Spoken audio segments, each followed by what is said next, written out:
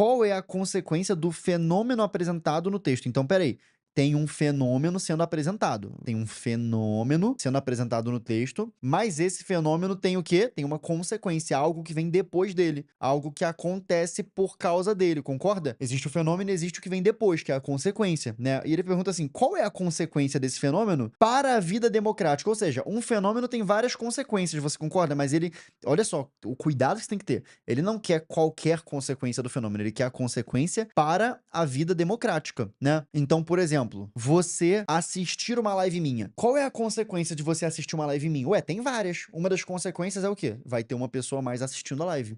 Outra consequência é o quê? O YouTube vai entregar mais a live. Outra consequência é o quê? Você sai daqui mais inteligente. Outra consequência é o quê? Você tem mais chance de ser aprovado no Enem. Outra consequência é o quê? Você tem mais chance de ter sucesso na vida porque você ficou mais inteligente e esperto. Note que são várias consequências. Então, por exemplo, qual é a consequência numérica imediata? Mais uma pessoa na live. Qual é a consequência numérica de médio prazo? Mais entrega da live para as pessoas no YouTube. Qual é a consequência estatística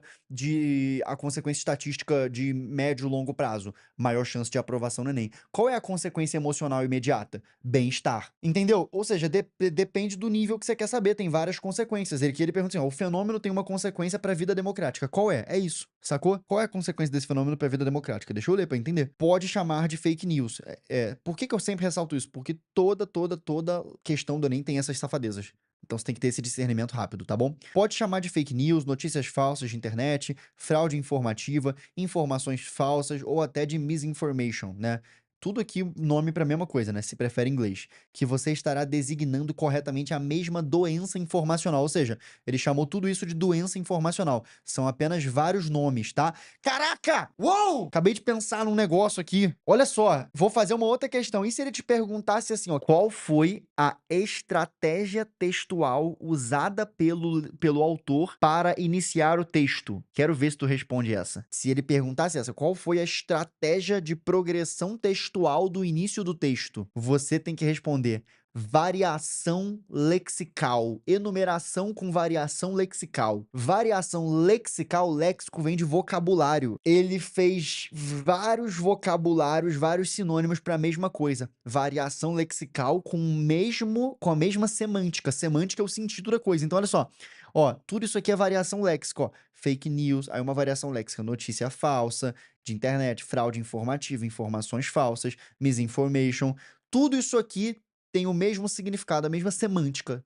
Significa a mesma coisa. É uma doença informacional, mas tem várias variações léxicas. Porra, tá maluco? Imagina se isso cai esse ano. Isso já caiu várias vezes no Enem. Disso aqui eu fiz outra questão, então tu já respondeu mais uma aí. Beleza? Ele enumerou, citou com variação léxica, tá bom? É uma estratégia. E se ele perguntasse, agora vem mais uma questão. Se ele perguntasse assim, ó, mas pra que ele fez isso? Por que ele fez isso, caralho? Ele fez isso para. Quero ver. Essa é muito difícil. Por que ele fez isso? Qual o efeito dessa estratégia? Para situar e contextualizar o leitor. Você concorda que ele falando tudo isso aqui, ele me deixa situado? Porque se eu conhecer qualquer um desses termos aqui, eu vou saber do que ele tá falando. Se eu souber, eu só preciso saber um desses termos pra saber. Olha que foda. Então ele pega todo mundo, ele já começa o texto te abraçando. Ó, independente de qual nome tu dá, é a mesma coisa.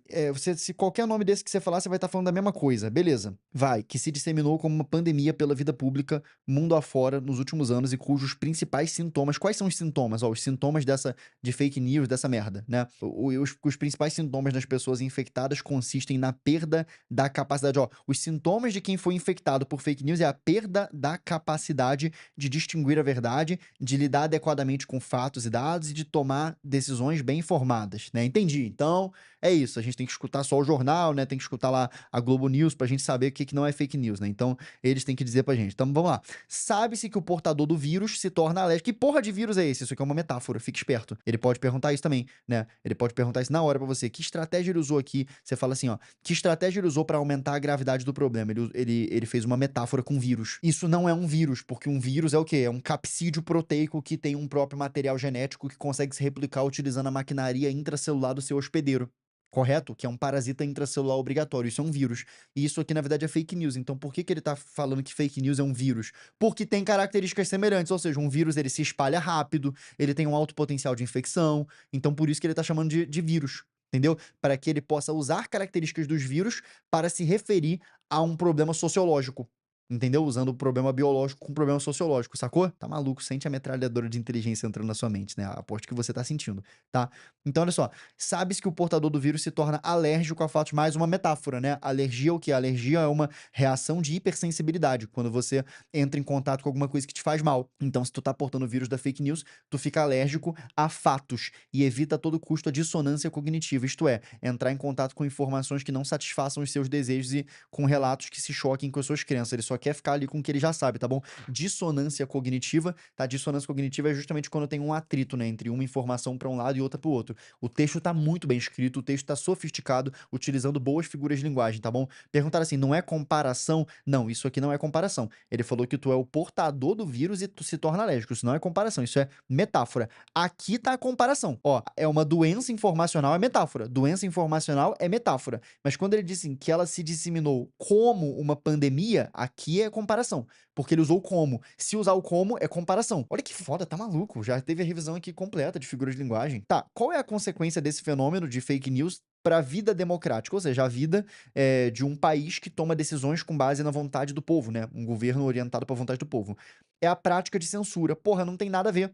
Né? Não tem nada a ver. Então, quando tem fake news rodando na sociedade, a consequência é censura? Que porra, o que que tem a ver, né? Aí você tem que ter cuidado para não isso aqui. Ah, mas tem alguma relação? Aí na hora, se você é burro, você começa. Ah, não, mas é porque o governo tentando pode estar tentando censurar a fake news. Cara, ele perguntou: a consequência da fake news para a vida democrática é censura. Não tem nada a ver, pô. Distorção da realidade. Distorção da realidade. Olha isso aqui, distorção da realidade é uma consequência desse fenômeno da fake news? É uma consequência. Agora, isso tem a ver com a vida democrática? Tem, porra, porque se o povo vai tomar uma decisão, o povo tem que tomar uma decisão com base na realidade. E se tá circulando fake news sobre um determinado candidato, isso pode tá distorcendo a realidade, entendeu? Então, ou seja, você escutando. Agora, você quer a real? Você quer a real mesmo? Tá errado, tá bom? A questão está mal formulada. A questão está mal formulada. Quem percebeu? Por que que a questão tá mal formulada? Porque a própria fake news, ela já é a distorção da realidade. Quando você tá propagando uma fake news, você já está distorcendo a realidade. Então, isso não é a consequência. Agora, tudo bem, também tem a consequência de que a pessoa que vê uma fake news distorcendo a realidade, ela passa a ter. Agora, não é isso. Seria uma distorção da percepção da realidade.